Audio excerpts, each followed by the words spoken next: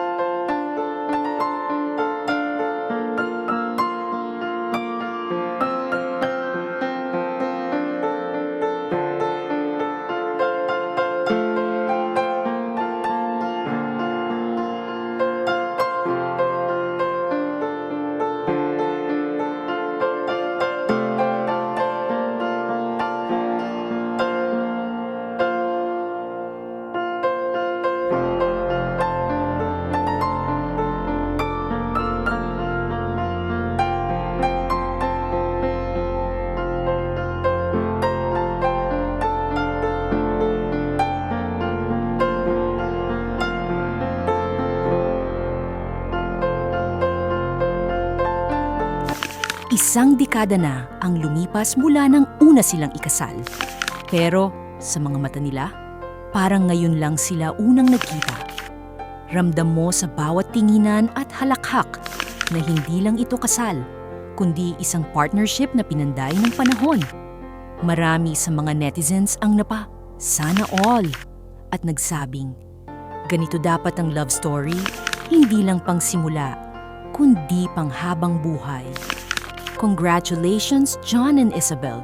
Sa mundong maraming mabilis, kayo ang patunay na may mga pagmamahalan pa ring tumatagal. At mas lalo pang tumitibay habang tumatagal ang panahon.